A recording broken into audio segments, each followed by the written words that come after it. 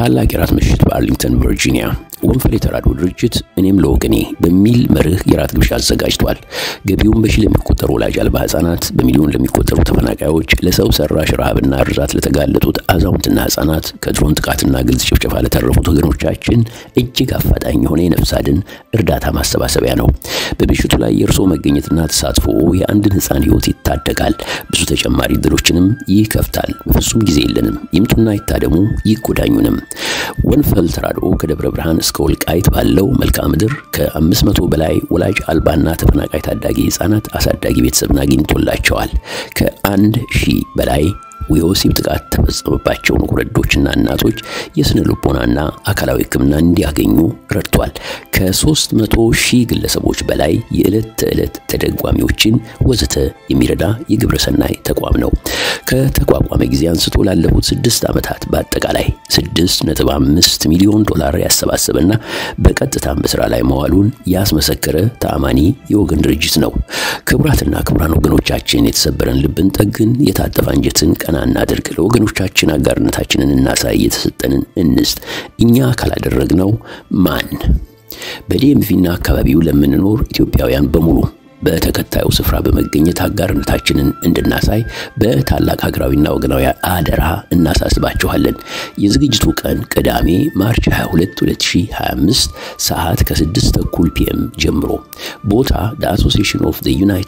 US Army፣ አድራሻ 2425 ዊልሰን ቦulevard አርሊንግተን ቨርጂኒያ 22201። ለበለጠ መረጃ በ310-871-1432 ይደውሉልን። መገኘት ለማትችሉ በዜል 805-803-0028 እንዲሁም www.wonfel.org በመጠቀም መርዳት ትችላላችሁ። ወንፈል ተራድኦ በሰሜን አሜሪካ። ሰላም ጤና ይስጥልን ተመልካቾቻችን፣ እንደምን ዋላችሁ እንደምን አመሻችሁ። ከአንከር ሚዲያ ዝግጅት ክፍል ያክብሮ ሰላምታችንን እናቀርባለን።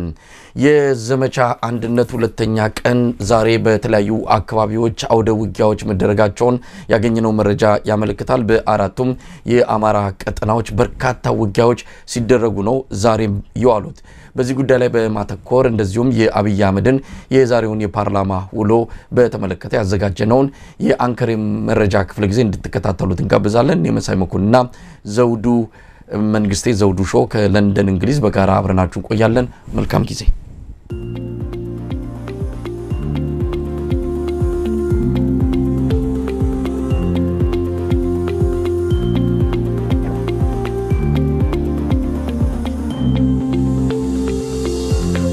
ጤና ይስጥልን ዘውዱ።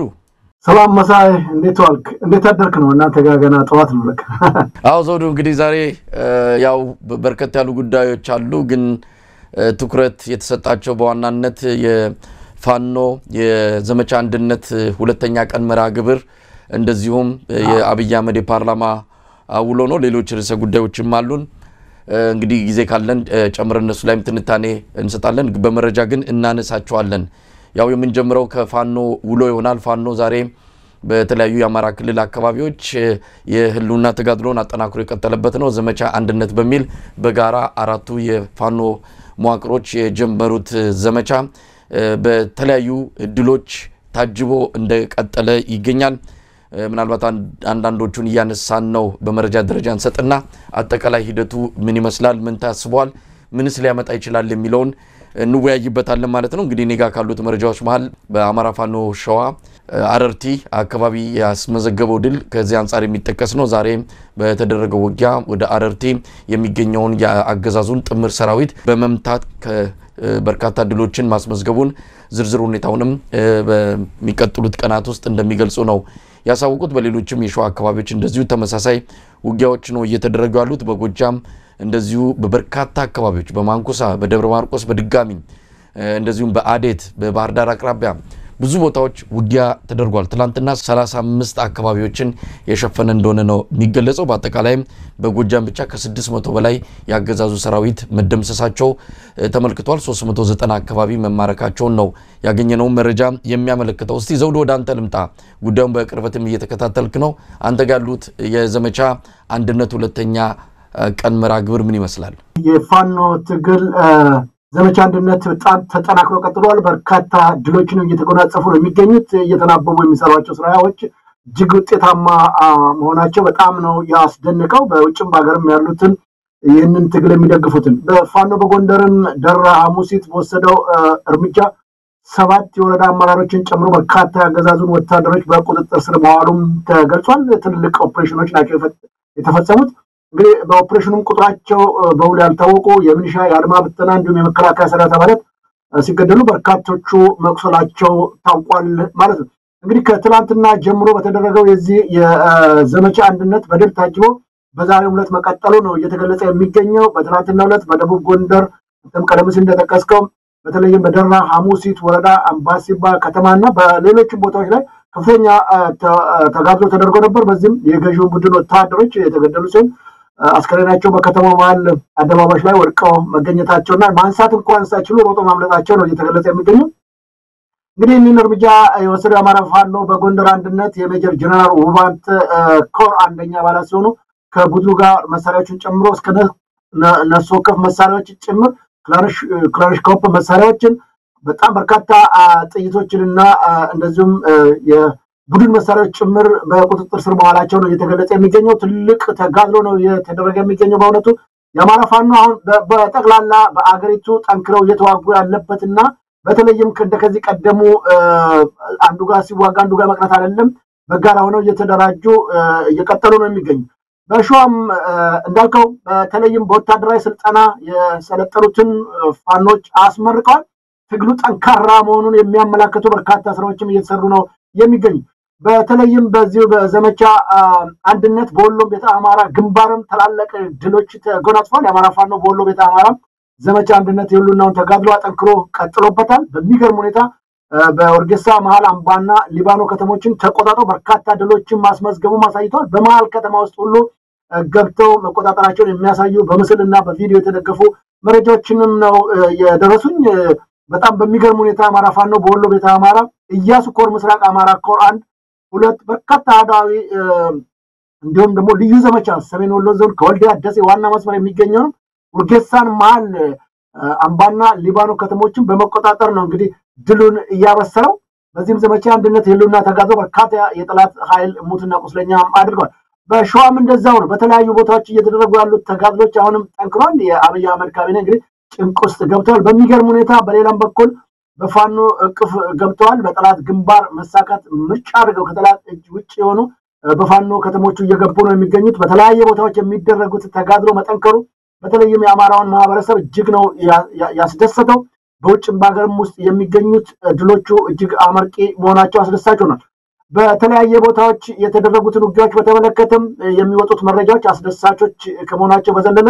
በጣም በርካታ ቁጥር ያላቸው የፋኖን ኃይል መቀላቀል ላይ ናቸው የሚገኙት። ቅድም እንዳልኩም በዚህ በሸዋም ከ2000 በላይ ወታደሮች ወይም ፋኖን ተቀላቅለው መመረቃቸው ነው የተገለጸው። እንግዲህ እነዚህም አባት አርበኞች ጥሩ ለአማራ ህዝብ የህልውና ትግል መስዋዕትነት በተቀበሉ ጀግኖች ስም እየተሰየመ ነው። በአጭር ጊዜያት ውስጥ ጠንክረን የሸዋ አማራ ልክ እንደ ቀድሞ አባቶቹ ስራዎቹን ይሰራል ብለው ተነስተዋል። በጎጃምም እንደዚሁ በተለያየ ቦታዎች ላይ በአማራ ፋኖ በጎጃም በአጠቃላይ ከ35 በላይ ግንባሮች ላይ ውጊያዎች መደረጋቸውንና በዚህም ከፍተኛ ቁጥር ያለው የጦር መሳሪያዎች፣ ብሬኖች፣ ስናይፐር፣ ክላሽንኮቭ ጥይቶች፣ የመገናኛ ሬዲዮዎች ሁሉ መማረካቸውን የተገለጸው በጣም የሚደንቅ ነው። በደብረ ማርቆስም እንደዚሁ በአዲስ ጎጄ፣ ቆሰላ፣ ቢቸና፣ ደብረ ወርቅ፣ ሰዴ፣ ድገጽዮን፣ ቁየ፣ የድዋ፣ አማኑኤል፣ ደንበጫ፣ መርጦ ለማርያም፣ ሮብ ገበያ ከተሞች በአጠቃላይ በእነዚህ ሁሉ ላይ ከፍተኛ ድል የተጎናጸፉ መሆኑ ነው የሚያመላክተው። እንግዲህ መሳይ ይሄ ግራ የገባው የመንግስት ኃይል አሁንም ጭምር የሚያደርገው አጥቷል። በኢኮኖሚም ወድቋል። የገንዘብ እጥረት አለበት። በዚህ ምክንያት የመንግስት ሰራተኞች ጭምር ሳይቀሩ እንዲቆርጡ ምክንያቱም አሜሪካን መንግስት አሁን ከፍተኛ የበጀት እጥረት አጋለች። በዓለም ውስጥ ካሉ ከፍተኛ ጉዳት ከደረሰባቸው በአሜሪካን እርዳታ ማለት ነው የመጀመሪያ ደረጃ ውስጥ ካሉት ሶስተኛዋ ነች ኢትዮጵያ። ከፍተኛ ኪሳራ ውስጥ ገብታለች። ስለዚህ ይህን በተመለከተ መቋቋም ያልቻለው የመንግስት ሰራተኞችን ተጨማሪ ገንዘቦች እንዲከፍሉ መዋጮ እንዲያደርጉ ጭምር የተለያየ አዋጆችን ለማውጣት ጥረት ላይ ያለ መሆኑን የተገለጸ የሚገኘው። በሌላ በኩል በሚገርም ሁኔታ በአማራ ተወላጅ የመከላከያ አባላቶች በግፍ ሰራዊቱን መግደል እንዳለባቸው ሲቀሰቀስ በነበረበት ሰዓት ነው በጎንደር ሽፋ በተባለ ቦታ ላይ ሁለት የአማራ ተወላጆች እንዴት ሰብስባችሁን አማራውን እንድንጨፈጭፍ ታዙናላችሁ በሚል በልና በቁጭት ተነሳስተው ከፍተኛ ቁጥር ያለውን የመከላከያ መደምሰሳቸውም ተገልጿል። በጣም በሚገርም ሁኔታ በብስጭትና በልና እዛ የተቀመጡትን ስብሰባ ላይ ያሉት ሰዎችን ከ30 በላይ የመከላከያላትን ገለው ራሳቸው መስዋዕት መሆናቸውን ነው እየወጣ ያለ መረጃ የሚያመለክተው። እንግዲህ ይህንን ይመስላል። በአዲስ አበባ ከተማም ውስጥ በጣም በሚያሳዝን ሁኔታ ቤታቸውን በማፍረስ የአብይ አህመድ ካቢኔ የምታውቀው ነው ለኮሪደር ልማት እያለ አሁን ደግሞ በሚያሳዝን ሁኔታ በእነዚህ የተፈጥሮ አደጋ ወይም የአካል ጉዳተኞችን ምክር ቤት ብሔራዊ ምክር ቤቱ ተነጋግሮ ቦታ የተሰጣቸውን ጭምር ሳይቀር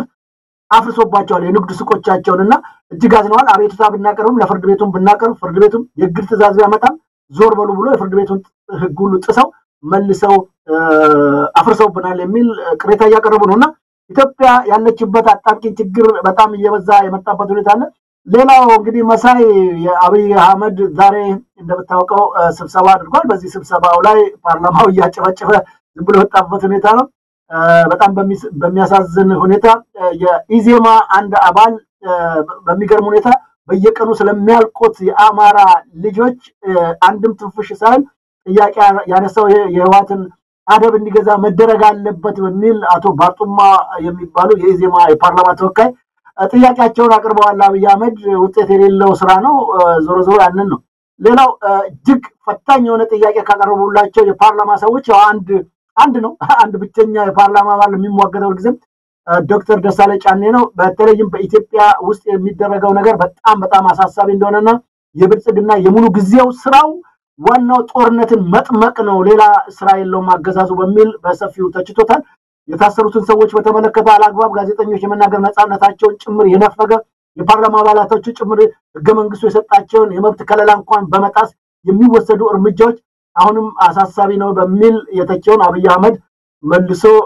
ከትግራይ ጋር ያለውን ጦርነት በማስተካከል አንዱ አይደለም ወይ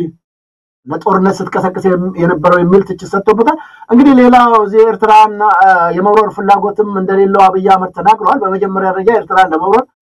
አቅምስ አለው ወይ ነው በዚህ በፓርላማው ላይ የገለጸው አንዱ እሱ ነው። የባህር ጉዳይን በተመለከተ የሁሉናችን ጉዳይ ነው። ቢሆንም ብልጽግና ኖር አልኖረ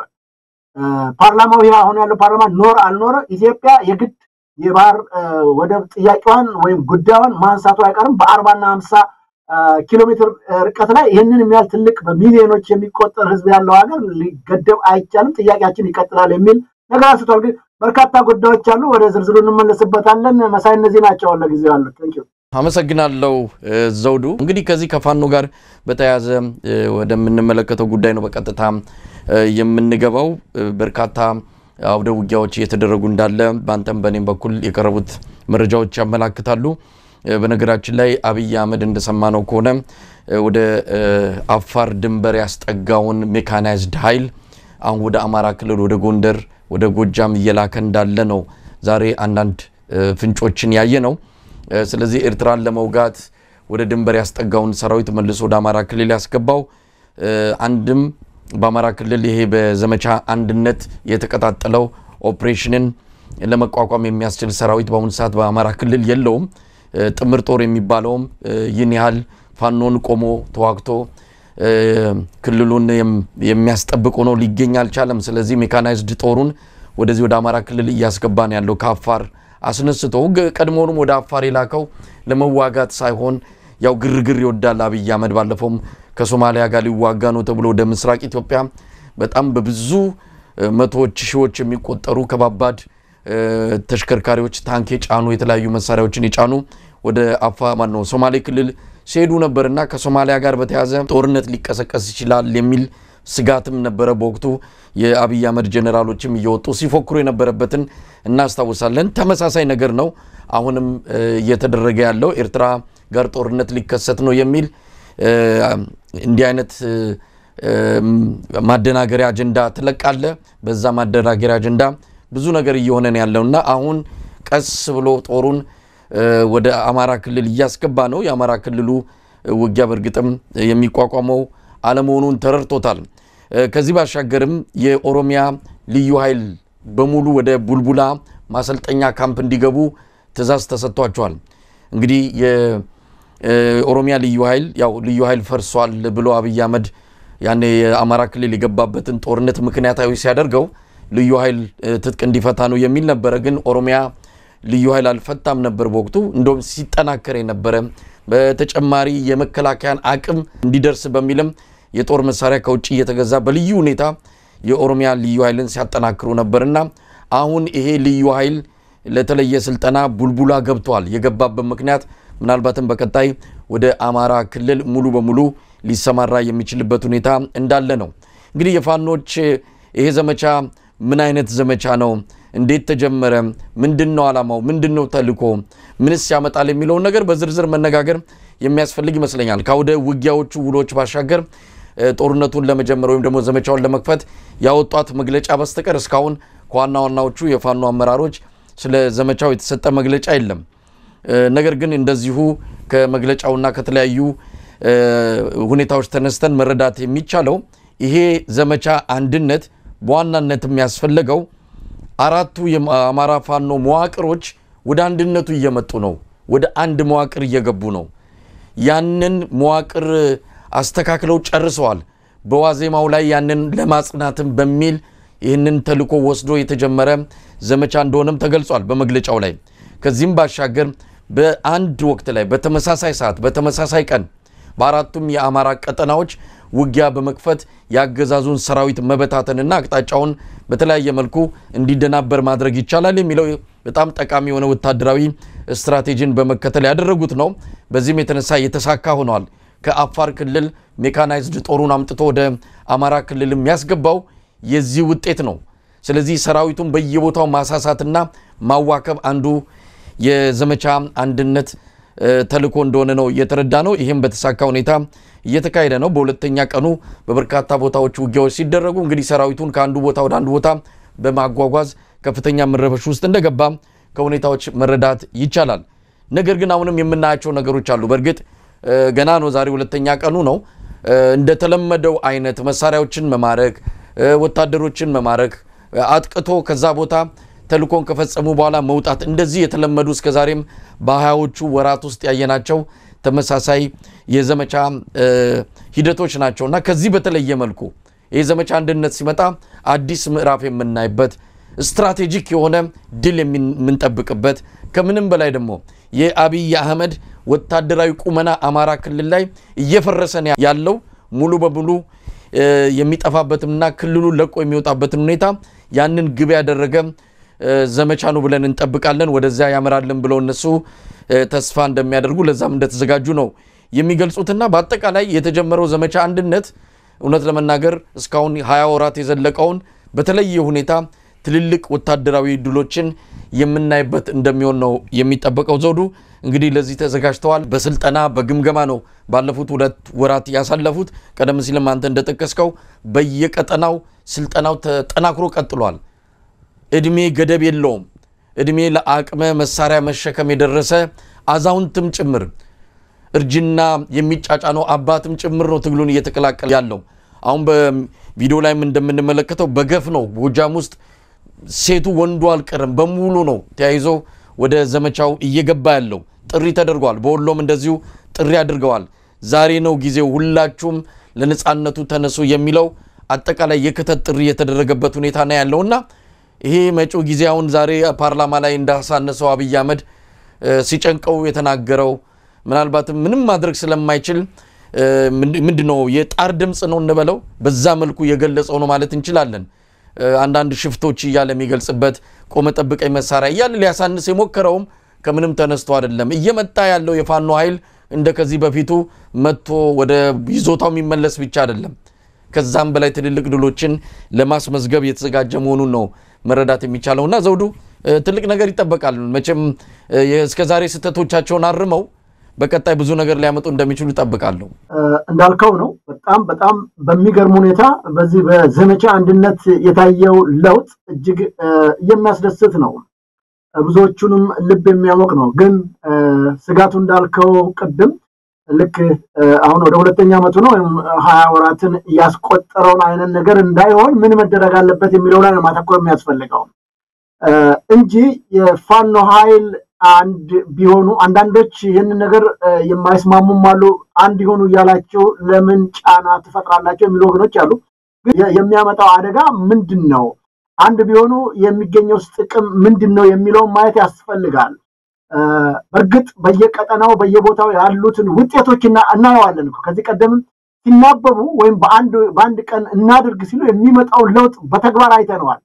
ዛሬም በአንድ ቀን ውስጥ ብቻ አንድ በመሆናቸው ዘመቻ አንድነትን ሲያውጁ የመጣው ለውጥ አይተነዋል በአጭር ጊዜያት ውስጥ ስለዚህ አንድ መሆን የሚያመጣው ለውጥ እጅግ ከፍተኛ እርግጥ በያሉበት ወይም ደግሞ በየእዛቸው የራሳቸውን ስራ ይሰራሉ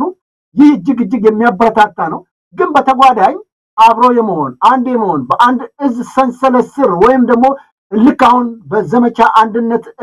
እንደሚሰሩት ቢሰሩ ደግሞ ውጤቱ እጅግ ፈጣን ነው የሚሆነው አንደኛ በተለይ በአማራ ክልል የሚገኘውን ማህበረሰብ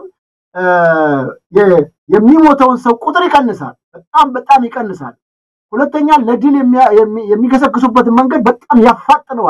ያፋጥነዋል ሌላ በየቀኑ የሚፈናቀሉትን ያማራ እናቶች አባቶች አቅመ ደካሞች ወጣቱ አቅም ያለው ያው ቀደም ብለዋል አቅመ መሳሪያ የደረሰ በሙሉ ይሄንን ትግል ተቀላቅሏል አንደኛ ይሉና ጉዳይ ነው ምን መፍትሄ የለውም እኮ ቤቱ ተኝቶ መሞት ማንንም አይፈልግም ሁለተኛ የሚባሉት ልዩ ኃይሉ እንደገናም ደግሞ ሚሊሻ ምናምን የሚባለው አሁን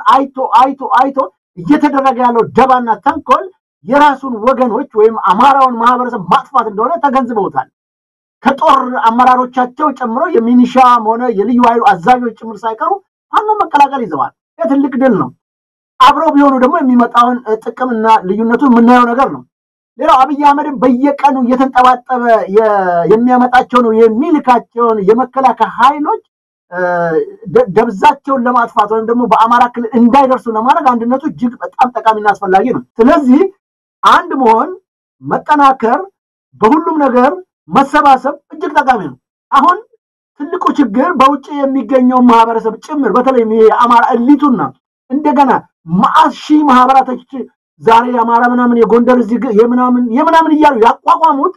አሁንም መጥፋት አለባቸው ወደ አንድ ቋት መምጣት አለባቸው ምንድነው ያ ብዙ ጊዜ ይሄን ጉዳይ አንስተናል ማለት ምንድነው የሚሰሩት በአሜሪካ ግዛት ብቻ ከ40 ምናምን የበለጠ የአማራ ጉዳይ ማህበር ምንድነው የሚሰሩት አንድ የአማራ ማህበር ለምንድነው ከሌሎቹ ለምንድነው ማንማረው ከህዋስ ሰዎች እንዴት ተደራጅተው ምን እንደሚሰሩ ምን እንደሚያደርጉ እንዴት ነው ማንማረው ይሄ ሁሉ መከራና ስቃይ በሚበዛበት በአማራው ላይ ይሄ ሁሉ ግፍ ሲፈጽም እጅግ ቁጥራቸው ውስን ከሆኑት የአማራ እሊቶች ውጪ እንደዚሁም አሁን ምን ማህበራቶች ማአት ተቋቁመው ከሚሰሩት ውጪ ሌላው ምን እንደሚሰራ አይታወቅም ናና እንኳን አብራራ ተናገር ሲባል ለመናገር የሚፈራ እሊት ነው ይሄ መወገድ አለበት ፋኖቹን ደማቸውን እያፈሰሱ አጥንታቸውን እየከሰከሱ ህይወትን እየሰጡ ባሉበት በዚህ ሰዓት ቁጭ ብሎ የሚታች ደግሞ አለ አንዳንዱ እዚህ በውጭ ቁጭ ብሎ ስልጣንና ኃላፊነትን ወይም ደግሞ ሚኒስትር ሆናለሁ ብሎ ከረባት ገዝቶ ሱፍ ገዝቶ ቁጭ ያለ ደግሞ አለ ስለዚህ ከዚህ መውጣት አለበት ኢትዮጵያን ማዳን ምን ፈልገው የመጀመሪያ ደረጃ በተለይ አማራ ጉዳይ አንገበግበናል የሚሉ ሰዎች ስለ አማራው ህዝብ መቆም ይገባቸዋል ቀጥሎ ኢትዮጵያ የምትባለው ታላቅ ሀገር እንዳትፈርስ አደጋውስ እንዳትገባ ነው የሁሉም ብሔረሰቦች የሚባሉት በጋራ መቆም አለባቸው ያን ስናደርግ ነው ኢትዮጵያን መታደግ የምንችለው ምንድነው የሚሰሩት ህዝብ ወክሏቸው መርጧቸው የተቀመጡ በተለይ በኦሮሚያና በአማራ ክልል የሚገኙ የፓርላማ አባላት ምንድነው የሚሰሩት ዞር ወደሱ እንመጣለን ምናልባት ወደሱ እንመጣለን የምክር ቤቱን ነገርማ ዛሬም በሰፊው የምንመለከተው ጉዳይ ነው አዲስ ነገር አለ አዲስ ነገር የለም በፍጹም ምን እስቲ አዲስ ነገር ሰማን ወደ ኋላ ላይ እናነሳዋለን እስቲ ፋኖች ጋር እንቆይ ጥሩ ነገር ነው ያነሳው አንድነት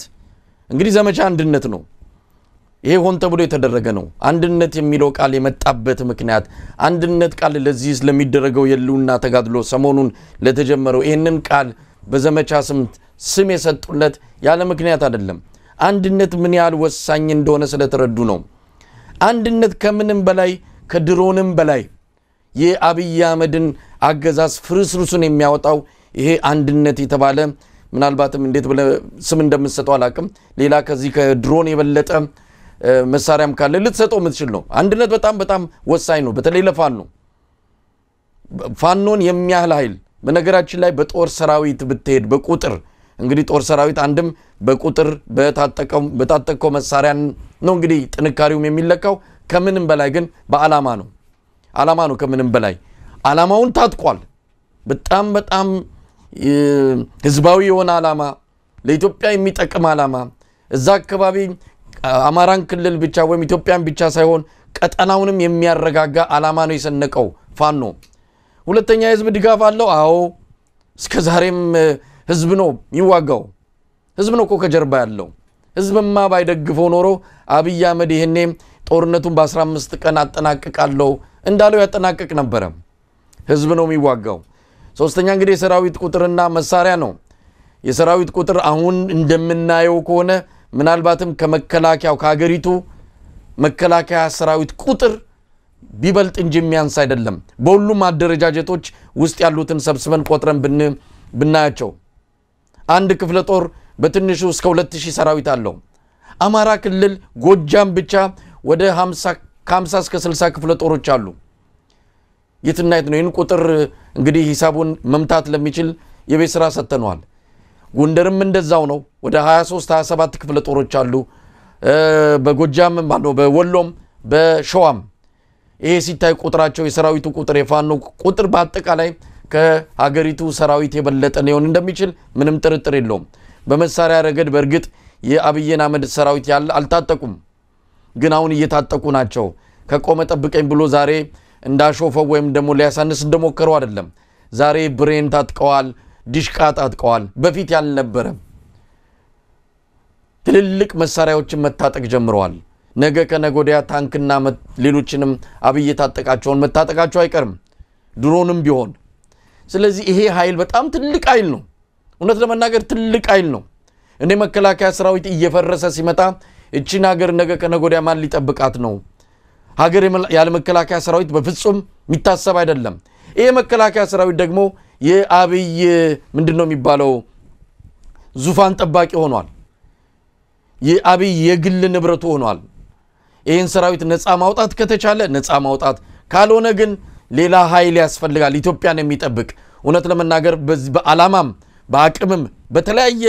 ሚዛን ቢለካ እንደፋኖ ያንን ሊመጥን የሚችል ሰራዊት በአሁን ሰዓት የለም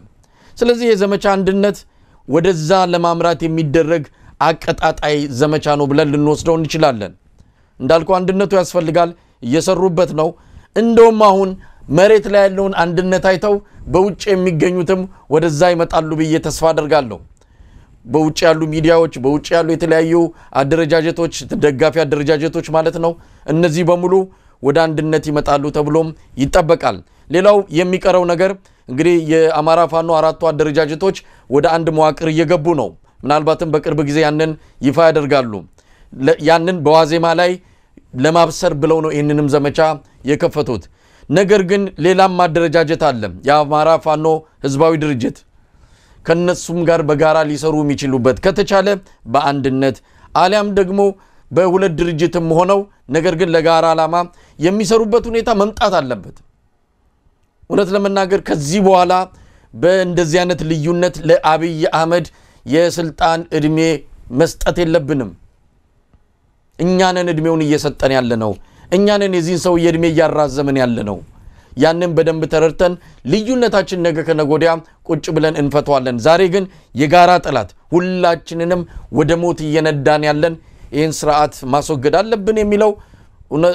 ማንንም የፋኖ ኃይል ከግራም ከቀኝ የትም ያለ በዚህ ጉዳይ ላይ ልዩነት ያለው አይመስለኝም ወደ አንድነትም ሊያመጣው የሚችለው ይሄ ጉዳይ እንደሆነ አምናለሁ ለማንኛውም ዘውዱ እንደው ፋኖቹ እንግዲህ ዛሬ ሁለተኛ ቀኑ ነው ምናልባት በሚቀጥሉት ቀናት ውስጥ እስከመቼ ይሄ ዘመቻ አንድነት ቀነ ገደብ ተሰጥቶት እንደሚቆይ አልገለጹልንም ላልተወሰነ ጊዜ ነው ያሉት ስለዚህ ዘመቻ አንድነት በሚቀጥሉት 3-4 ቀናት ውስጥም እንደሚኖር እንጠብቃለን ብዙ ድሎች እየመጡ ነው ያሉት እንግዲህ እነዚህን ድሎችም ሰብሰብ አድርገው ያሳውቁናል ብለን እንጠብቃለን ሌላው መታረም ያለበትና አሁንም ወደ አንድነቱ ሲመጡ ማስተካከል የሚገባቸው የዚህ የመረጃውን ጉዳይ ነው መረጃውን በተመለከተ የህዝብ ግንኙነት ሰዎች አሏቸው በአንድ ቋት ቢሆን ጥሩ ነው እንደነገሩ ከሆነ ከዚህ በኋላ በአንድ ቋት ውስጥ ነው የሚወጣው ብለውናል በተናጠል እዚህም በዛም የሚሰጡ መግለጫዎች አንዳንድ ጊዜ ምናልባት የትግሉንም መንፈስ ካለ መረዳት አዎንታዊ አስተዋጽኦ ያደርጋል ብለው የሚሰጡት መረጃዎች አንዳንዴ አሉታዊ ጎን ይኖራቸዋልና በዚህ ላይም ጥንቃቄ ማድረግ አለባቸው ከሚጠቀሙት ቃላት አንስቶ አሁን አንዳንድ መረጃዎች ሲመጡልን እዚህኛ ያስተካከልናቸው ነው ምክንያቱም ከዛ ሲላኩልን የሚጠቀሟቸው ቃላት አገላለጾቹ እነዚህን ጭምር መስተካከል አለባቸው የጦር ሪፖርቶች አሉ በርግጥ እዛ ያሉት የህዝብ ግንኙነት ሰዎች ከዚህ አንፃር ልምድ የላቸውም ወይም በሌላ ነገር ለመግለጽ አይደለም ግን እየተማማርን መሄድ አለብን እንደዚህ አይነት ውጊያዎች የሚገለጹባቸው ቋንቋዎች ራሳቸውን የቻሉ ናቸው ወኔ ለመቀስቀስ በርግጥ አንዳንድ ነገር ልትጠቀም ትችላለህ ነገር ግን አንዳንዶቹ ቃላቶችና አገላለጾች አሉታዊ መልእክት ይኖራቸዋልና እነሱንም ጭምር እየተጠነቀቁ ነገሮችን ያስተካከሉ መሄድ እንደሚገባ ነው እንግዲህ በግሌ የሚታየኝ መጨመርበት ካለ ዘውዱ አሁን ተገቢ እንትን ትችት ነው በተለይ የባለሙያ ችግር የለባቸው በጣም በርካታ ባለሙያዎች ናቸው ጋዜጠኞች ጭምር ናቸው እዛ ውስጥ በተለይ እየሰሩ ያሉት እንደማቀው አንዳንዶቹም ምናቃቸው ናቸው ጋዜጠኞችም ናቸው ዜናውን ለመዘገብ ምናምን ያቀታቸዋል ብዬ አይደለም ግን እዛ ሲኖሩ የሚሰማቸው ስሜት ነው የሚገልጹት ለሚዲያ ትንሽ ለማቅረብ የሚያዳግስ ስለሆነ እንዳልከው እኛም ጋዜናዎቹ ሲመጡ ስናቸው ሲናገሩ ምናዳምጣቸው አንዳንዴ ጥንቃቄ ያስፈልጋል እኛም ጭምር ስናቀርብ መጠንቀቅ አለብን አሁን ብዙዎቹ ነገር አይተናቸዋል ከሌላ እይታ ወይም ከሌላው ማህበረሰብ ወይም ከሌላው ብሔር ጋር የሚያጋጩ ነገሮች ያሉበት የሚያስመስል ወደዛ ለመቀየር የሚሞክሩ አካላቶችም አሉ ያ አይደለም ስለዚህ የውቀትም የአቅምም ችግር የለባቸውም በጣም የታወቁ ጋዜጠኞች አሉ እዛ ውስጥ የምናቃቸው ብዙዎቹን በተጨማሪም ብዙ የህግ ባለሙያዎች ጭምር አለባቸው አሉ ስለዚህ ጥንቃቄ በተሞላ መልኩ እንደሚሰሩ እሱ ላይ ተስፋ አደርጋለሁ ያው አንዳንድ ጊዜ ዘው ትግሉ ላይ ሆነ ምዘግባቸው ነገሮች ምታዘጋጀው ነገሮች ስሜታዊ ስለሚያደርጉ ከዛ አቋያ ይመስለኛል ካልሆነ እንዳልከው ምንም አማራጭ የሌለው ነገር ግን አብሮ የመሆኑ ጉዳይ ነው እዛ ላይ ነው ማተኮር የሚገባል ውጤቱን አይተናል በተደጋጋሚ አይተናል አብሮ የመሆን የሚያመጣው ለውጥ እጅግ መልካም ነው እንዳልከው አሁን እየተሰሩ ያሉ በጣም በርካታ ስራዎች አሉ ቀዳዳዎቹ ሰፊ ነበሩ እየተደፈኑ አሁን በጣም ትንሽ ቀዳዳ ነች የምትገኘው እሷንም በቅርብ ይደፍኗታል ያስባሉ ከዛ በኋላ ባጭር ጊዜ የምናየው ትግል ተቋይቶ አገራችን ኢትዮጵያ ወደ ሰላም እንደምትመጣ ተስፋ አደርጋለሁ ዘውዱ እንግዲህ ሌሎች ርዕሰ ጉዳዮችን እንዲሁ በመረጃ ደረጃ እናንሳና ወደ ዋናውም የፓርላማ ውሎ እንሄዳለን ማለት ነው ሰሞኑን በእኛም በተለያዩ ሚዲያዎችም እየተዘገበ ያለ ነገር አለ ያገዛዙ በተለያየ መልኩ በጀት እየጨረሰን ያለው ሰሞኑን እንደዘገብነው መከላከያ በጀቱን ጨርሷል በ6 ወር ነው የጨረሰው ስለዚህ መከላከያን መጪ የ6 ወር ወጪን ኢትዮጵያውያን ሸክሙን እንዲሸከሙት ስርዓቱ ውሳኔ ላይ መድረሱን ነው እየሰማነው ከዚህ በተጨማሪም ከዓለም አቀፍ ተቋማት የሚመጣው እርዳታ በመቆሙ በዋናነትም ከዩኤስኤድ እየመጣ የነበረው ድጋፍ በመቋረጡ የተነሳ ኢትዮጵያ ከፍተኛ አደጋ ውስጥ የገባች ነው አገዛዙ ይህንን ቀዳዳ ለመድፈን አሁንም ወደ ህብረተሰቡ በመዋጮና በተለያዩ ገንዘብ የማሰባሰቢያ መንገዶች ጫናውን እንደዚሁ ህዝቡ ላይ ለማሳረፍ መዘጋጀቱን ነው የሰማነው የመንግስትና የግል ሰራተኞች ከደሞዛቸው ለአደጋ ስጋት ክፍያ እንዲፈጽሙ የሚያስገድድ ረቂቅ አዋጅም ለፓርላማው መቅረቡን ነው የሰማነው ባንክና ኢንሹራንስን ጨምሮ በርካታ አገልግሎቶች ላይ ክፍያ የሚፈጸም እንደሆነ ነው አዳዲስ ነገሮች እንግዲህ በኢትዮጵያ ህዝብ ላይ የሚመጡ ይሆናል በእንቅርት ላይ ጆሮ ደግፍ እንኳን አይደለም ተጨምሮ ባለው መኖሪያ ያቃተው ህዝብ ላይ አገዛዙ አይኑን ጨፍኖ ህዝቡ ላይ መከራን ሊያመጣበት መዘጋጀቱን ነው እንግዲህ ከሪፖርቶችን የምናየው ሰሞኑን በዚህ ጉዳይ ላይ የተለያዩ ወገኖችንም አነጋግረናል ወደ ኢትዮጵያም ደውለን ምንድነው ነገሩ ብለን ለማረጋገጥ ስንደውል መኖር አቅቶናል ወጪ ማንጠየቅበት የመንግስት ዘርፍ የለም ለሚሊሻ መዋጮ ነው ለፓርቲ መዋጮ ነው በሁሉ መስክ ነው ገንዘብ አምጦ የሚሉን አንሰጥም ብንል ደግሞ ማረፊያም መደበቂያም የለንም ትልቅ ችግር ውስጥ ነው ያለነው የሚለው ሮሮ ከየትኛውም የኢትዮጵያ አቅጣጫ ነው የሚሰማው የተወሰነ ቦታ ብቻ አይደለም በመላው ሀገሪቱ ነው አሁን በዚህ በያዝነው ወርና በሚቀጥለው ሰኔ ወር ላይ የነዳጅ ዋጋ 2 ጊዜ ይጨምራል እስካሁን የጨመረው አለ አሁን ተጨማሪ 2 የነዳጅ ዋጋ የሚጨምሩ እንደሆነ ነው መረጃዎች የሚያመለክቱት የመብራት የውሃ የሁሉም አገልግሎት ሰጪ ተቋማት በከፍተኛ መጠን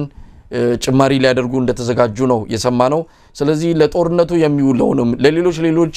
አብይ አህመድ ለሚሰራቸው የቅንጡ ፕሮጀክቶች ቤተመንግስቱን ጨምሮ ለነዚህ የሚሆኑ ወጪዎችን ህዝቡ እንዲያወጣ ሊደረግ መሆኑን ነው የሰማነው እውነት 120 ሚሊዮን ኢትዮጵያውያን በችግር ተቆራምደው ስለነገ ዋስትና አለን የለንም የሚል ጥያቄ ውስጥ ገብተው የመኖር ህልውናቸው አደጋ ላይ ወድቀው በከፍተኛ ችግር ውስጥ ስላለው የኢትዮጵያ ህዝብ ነው የሚናገረው ወይስ ስለሌላ ነው ብለ እንድትጠይቅ የሚያደርግ ተግናለው መሳይ በተለይም ይሄ በመንግስት ሰራተኞች በኢትዮጵያ ህዝብ ላይ ጫና ለመፍጠር የሚያደርገው ነገር እጅግ አስደንጋጭ ነው ህዝቡ መሮታል እንዳልከው አንተም በሚደርሱ መረጃዎች እኔም እንደዛው ከመሃል ሀገር አዲስ አበባም ሌሎችም ክፍለ ሀገሮች የሚመጡት መረጃዎች እጅግ የሚያሳዝን ነው ግራ ገብቶናል ወዴት ነው የምንሄደው የምንበላው የምንጠጣው አጥተናል ደሞዝ ጭማሪ የለም እድገት የሚባል ነገር የለም ብዙዎቹ ከዩኒቨርሲቲ ጭምር ጨርሰው ልጆቻችንን እንኳን ስራ እንዲይዙ ብንሞክርም ስራ የለም አንዳንዶቹም ደግሞ መምህራንም የጤና ባለሙያዎችም ጭምር ሳይቀሩ ደሞዛቸው ራሱ የማይከፈላቸው ናቸው በተለይ በጤና ተቋም ላይ ያሉት ኦቨርታይም የሚባል ነገር ለስራ እንዲገቡ ይታዘዛሉ በትርፍ ሰዓታቸው አንዳንድ ነገር እንኳን እንዳያደርጉ ግን ያን ክፍያ ሲጠይቁ አይሰጥም በአጠቃላይ መከራና ስቃይ ባሉበት በዚህ ሰዓት እንደገና ተመልሶ ተጨማሪ ገንዘብ በዚህ በተለይም በዩኤስአይዲ ከ5000 በላይ ሰዎች ነው ከጤና ጥበቃ ሚኒስቴር ብቻ ከሚሰሩ ያስወገደው ወይም ያገደው በጣም ብዙ ገዛዎች ቆመዋል አሁን ወደፊት ሊመጣ የሚችለው አደጋ እጅግ የከፋ ነውና እንዳልኩ ቅድም በአለም ውስጥ ካሉ ይሄ እርዳታ ከሚሰጣቸው ሀገሮች ጉዳቱ ከፍተኛ የሆነባት በአለም ውስጥ ሶስተኛዋ ሀገር ኢትዮጵያ ነች ይሄ ሁሉ ነገር ያለበት አብይ አህመድ የሚያወራው በፓርላማው ዛሬ ብሎ በጣም እድገት እንዳሳየ በጣም ብዙ ስንዴ እንደተመረተ ወደ ውጪ ብዙ ነገሮች እንደሚልኩ ያገሪቱ እድገት በቃ ከቀን ወደ ቀን ለውጥ ያመጣ እንዳለ ነው የሚያመላክተው አብይ አህመድ ወደ ስልጣን ከመጣበት ጊዜና ሰዓት ጀምሮ በአገሪቱ ውስጥ አንድም ልማት አልተሰራ አንድም የመሰረተ ልማት አውታሮችን ከዚህ ቀደም የተሰሩ ፕሮጀክቶችን እሱ ራሱም ተናግሯል እኮ መሰለኝ እንደው ቢያቅተን በጀት እንኳን ቢኖረን ያሉትን ፕሮጀክቶች አጥፈን ወደ ትግሉ እናመጣዋለን እኛ እኮ ችግር የለብንም እስከ ማለት ነው የተናገረው በጣም ጸያፍ እንዴት የራስን ዜጋ ለመግደል ለፕሮጀክት የተመደበውን በጀት ወይም ፕሮጀክት አጥፋ ወደ ጦርነት ደሞ ያለውም አልቀረም ብዙዎቹ ፕሮጀክቶች አጥፏቸው ወደ ጦርነት ውስጥ ከተወጣ መሳሪያ ማግኛ አድርጎታል ስለዚህ ይሄ ሁሉ ነገር ያደረገ የሚገኝ ሰውዬ ግን እዛ የተቀመጡ የፓርላማ ሰዎች አጨብጭበው ነው እየወጡ የሚገኙ ወደ ትግራይ መደብታ ወደ ትግራይን ጉዳይም ብዙ ጊዜ ይናገራል ዛሬ በፓርላማው ላይ ጌታቸው ረዳና ምክትል ፕሬዝዳንቱ ጭምር ሳይቀር አመስግኗል ቢያንስ አንዳንድ ክፍተቶች እንኳን ቢኖሩም ለሁለት ዓመታት ጦርነት እንዳይነሳ ላደረጉት ነገር አክኖሌጅ መስጠት አለብን ነው ሲል ተናገረው ልክ ጥሩ ነገር እንደሰራ ስለዚህ አሁን አንዳንድ የህግ ማሻሻያዎች ያስፈልጉታል የጊዜያዊ አስተዳደሩን እንደገና እንትን ለማለት እንደው ትግራይ ውስጥ አንደኛ ምን ህግ አለና ነው እንኳን እነሱ ያወጣው ነገታቸውን እዛ ለማስቀመጥ ስላወጣው ህግ አይደለም የኢትዮጵያ ህገ መንግስት እንኳን ገቢራዊ የሆነ አይደለም በአገሪቱ ውስጥ ህገ መንግስቱ ራሱ ለኢትዮጵያ የሚጠቅም እንኳን ባይሆንም ቢያንስ ህገ መንግስት ተብሎ የተቀመጠው ሳይቀር ዜሮ ነው አንድ ጊዜ ላቋርጥህና ምናልባት ከዘመቻ አንድነት በጎንደር እየተካሄደ ያለውን የሉና ተጋድሎ በተመለከተ እኔና አንተ እዚህ ስቱዲዮ ሆነን መልእክት መጥቶልን ነው እስቲ መስመር ላይ የአማራ ፋኖ አንድነት በጎንደር የህዝብ ግንኙነት ኃላፊ አርበኛ ዮሐንስ ንጉሱ ይገኛልና ዘመቻው በሁለተኛ ቀኑ ምን ላይ ነው የሚለው እንዲነግረን ነው እንግዲህ ቀደም ሲል ስለ ፋኖ አጠቃላይ እንቅስቃሴ አጀንዳውን ጨርሰን ነበር በመሃል ላይ መጣው በጣም አመሰግናለሁ አርበኛ ዮሐንስ አመሰግናለሁ ላይቭ ላይ ያላችሁ ቅድሚያ ሰጣችሁ ስላስገባችሁን በቅድሚያ እጅግ በጣም እናመሰግናለን የአማራ ፋኖ አንድነት በጎንደር የዘመቻ አንድነት ድሎችን ለማብሰር ነው የቀረብነው የዘመቻ አንድነት ድሎች በጎንደር ሁለተኛ ቀኑን ባስቆጠረው ዘመቻ አንድነት ዛሬ መጋቢት 11 2017 ዓ.ም በአማራ ግዛቶች እየተደረጉ የሚገኙ አንድነትና ነጻነት ተጋድሎዎች እንደቀጠሉ ናቸው በጎንደር ግንባር የአማራ ፋኖ አንድነት በጎንደር የመይሳው ካሳ ሁለተኛ ኮር በማከላዊ ጎንደር ቀጠና ከንጋቱ 12 ሰዓት ጀምሮ በሶስት ወረዳዎች በሶስት የውጊያ ግንባር ጠላትን በመደምሰስ ያውዱ ውጊያ ድሎች መጎናጸፍ ችለናል በተለይም በአለፋ ወረዳ አጸደ ማርያም ከተማ ሰፍሮ በነበረ የጠላት ኃይል ላይ ከ 12 ሰዓት ጀምሮ የድምሰሳ ውጊያ የተካሄደ ሲሆን በጠላት ላይ ከ45 በላይ እየተደመሰሰ እንዲሁም ከ22 በላይ የቆሰለና ከጥቅም ውጭ የሆነበት ሁኔታ ነው ያለው። በቀጠናው ወታደራዊ እንቅስቃሴ አሁንም ተጠናክሮ ቀጥሏል። በዚህ ውጊያ ግንባር የአድዋ ክፍለ ጦር ብርጌዶች በተለይ ንጋት ጮራ ብርጌድና ራስ አሞራው ወግነ ተወርዋሪ ኮማንዶ ሻለቃን ጨምሮ በውጊያው ተሳታፊ ነበሩ። በሌላ በኩል በቋራ ወረዳ በሙር ከተማና አቅራቢያው በተደረገ የማጥቃት ኦፕሬሽን በተመሳሳይ የአማራ ፋኖ አንድነት በጎንደር የመይሳው ካሳ ወይም ሁለተኛ ኮር የአድዋ ክፍለ ጦር እንዲሁም ቋራ ኦሜድላ ክፍለ ጦርና ጣናዋሴ ክፍለ ጦሮችን ሻለቆችና ብርጌዶችን በማጣመር በጋራ ያደረጉት አውደ ውጊያ ነው። በዚህ ቀጠና 32 በላይ የተደመሰሰ የጠላት ኃይል ሲሆን ከ28 በላይ የቆሰለና ከጥቅም ውጭ የሆነ ተመዝግቧል። በሌላ በኩል በመተማ ወረዳ መተማ ከተማና ወዲ ገምዞ መካከል ጣሊያን ድልድይ በተባለ ልዩ ቦታ የመይሳው ካሳ ኮር አጣናዋሴ ክፍለ ጦር በወሰዱ የደፈጣ ጥቃት ከ20 በላይ የተደመሰሰ ከ30 በላይ ቁስለኛ ሆኖ ጉዳት አስተናግዷል። የጠላት ኃይል ማለት ነው። በማዕከላዊ የጎንደር ቀጠና በለሳና አርቢት ወራሃላ አካባቢ መሽጎ በነበረ የጠላት ገዳይ ታጣቂ ላይ የጎንደር የበጋሻው ክፍለ ጦር የዳግማዊ ቴዎድሮስ ብርጌድ የጎንደር ብርጌድ ሁለት ሻለቆች በወሰዱት ኦፕሬሽን ለጊዜው ቁጥሩ በውል ያልተረጋገጠ የጠላት ኃይል ሙትና ቁስለኛ ሆኗል። በተመሳሳይ ጎንደር ዙሪያ ወረዳ ምንዝሮና ማክሰኝት እንዲሁም ብርቧክስ አካባቢ ቀዳ መስመር ተነቃንቆ የነበረው የአማራ ፋኖ አንድነት በጎንደር የጎንደር በጋሻው ክፍለ ጦር ቃኛው ብርጌድ እንዲሁም ጎንደር ብርጌድ ታድሎ ብርሃን ክፍለ ጦር ብርጌዶች የጥቁር አንበሳ ብርጌድና ነብያሳምነው ብርጌድ በመጣመር በሶስት ቦታዎች ላይ ጠላትን በመቆራረጥ በመምታት ስልት በጠላት ላይ ሰብአዊና ቁሳዊ እንዲሁም ስነ ልቦናዊ ጥቃት ማሳካት ችለናል። ዘመቻ አንድነት አሁንም ተጠናክሮ ይቀጥላል። ድል አማራ ፋኖ አንድነት ኃይል ነው። የአማራ ፋኖ አንድነት በጎንደር ህዝብ ግንኙነት መምሪያ ኃላፊ አርበኛ ዮሐንስ ንጉስ። አርበኛ ዮሐንስ ካገኘው አይቀር እንግዲህ ሁለተኛ ቀኑ ላይ ይገኛል። ዘመቻ አንድነት በሚል የጀመራችሁት አራቱም ቀጠናዎች ነው ውጊያ የሚደረገው። ከወትሮ በምን ይለያል? እንግዲህ በፊት አንድ ቦታ ጎንደር ሲካሄድ ጎጃም ላይ ኖር ይችላል፣ ወሎ ላይ ኖር ይችላል፣ ሸዋ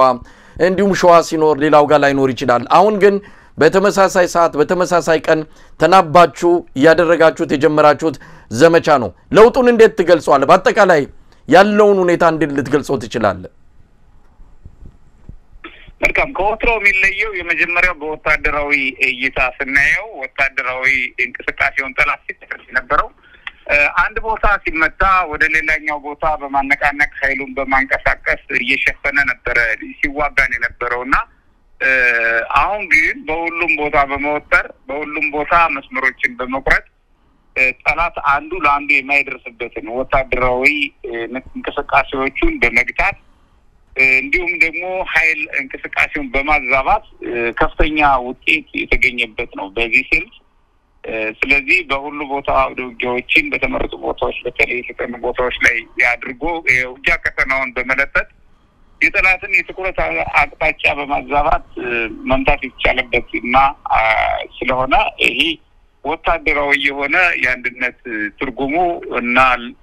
በወቅቱ እያደረግን ያለናቸው ውጊያዎች ለየት ያለ ትኩረት የሳበ ጉዳይ ወይም ደግሞ ከፍተኛ ውጤት ያገኘንበት ነው ማለት ነው። በሌላ በኩል ፖለቲካዊ እንድምታው ነው።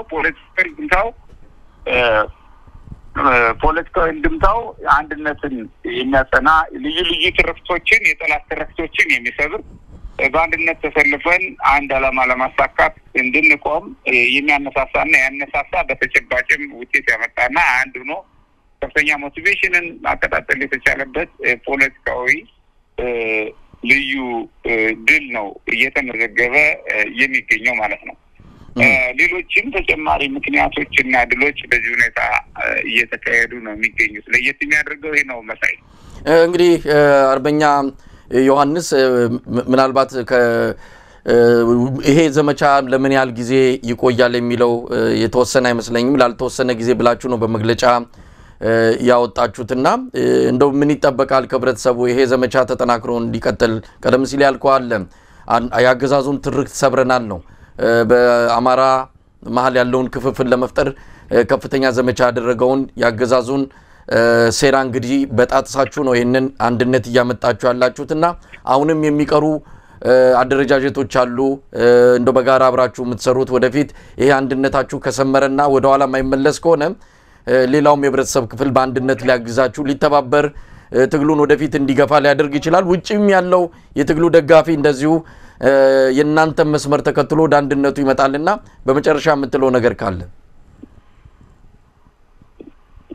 መልካም ይህ አንድነት እንቅስቃሴ ወታደራዊ እንቅስቃሴ ብቻ አይደለም ቀደም እንዳልኩት የፖለቲካ አንዳላማ ነው ያለን ይሁን